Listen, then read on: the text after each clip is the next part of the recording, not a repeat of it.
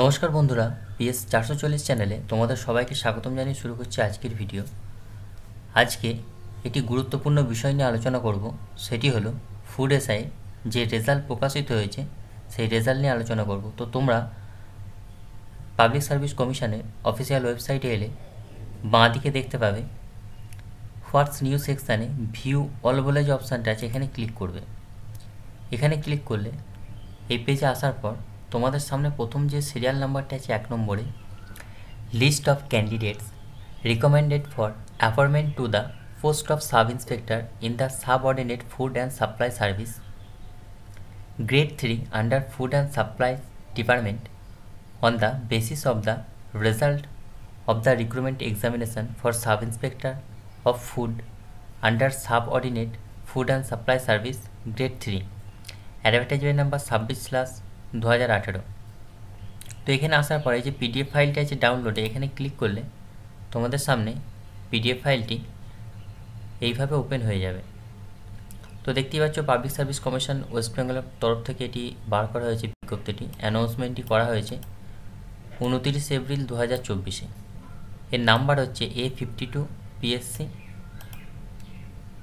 ব্যাকেটের মধ্যে A।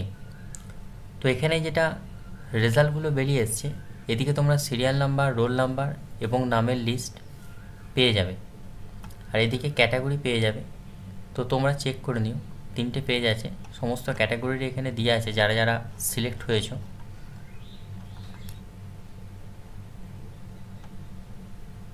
Total তোমাদের 110 জনের নাম এখানে উল্লেখ করা আছে। তো এটি অ্যাডভার্টাইজমেন্ট নাম্বার যেটা ছিল 26/2018, আর এখন যে ফুড এসআই এক্সামটা হয়েছে তার জন্য এই ফার্স্ট নিউজ সেকশানে এসেই 2 নম্বরে পেয়ে যাবে, 2 নম্বর নোটিফিকেশানে পেয়ে যাবে। তো 2 নম্বর নোটিফিকেশানটা এই পিডিএফ ফাইলের এখানে ক্লিক করলে তোমাদের সামনে পিডিএফ ফাইলটি ওপেন হয়ে যাবে। তো এবারে যে পরীক্ষাটা হয়েছিল তার যে অ্যাডভার্টাইজমেন্ট নাম্বার ছিল সেটা হচ্ছে 4/2023, যেটা 2024 সালে এক্সামটা হলো 16 তারিখ 17 তারিখ। তো এখানে যে গুরুত্বপূর্ণ নোটিশটি দিয়েছে সেটি হলো, এখানে যে খাদ্য দপ্তরের বিজ্ঞপ্তি বেরিয়েছিল অ্যাডভার্টাইজমেন্ট নাম্বার 4/2023, এখানে ওয়েস্ট বেঙ্গল থেকে যে বিজ্ঞপ্তি বেরিয়েছিল সেটা যে কেস চলছিল সেইটির উপর স্থগিতাদেশ দিয়ে দিয়েছে। তো এখানে তোমরা নোটিশটি দেখে নিতে পারবে।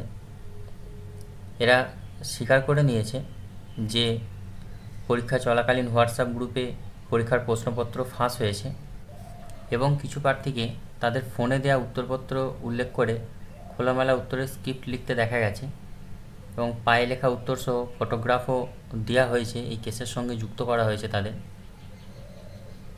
তো এইসব বিভিন্ন অভিযোগের জন্য আপাতত এটি স্থগিত করা হয়েছে। তো তোমরা দেখে নিও।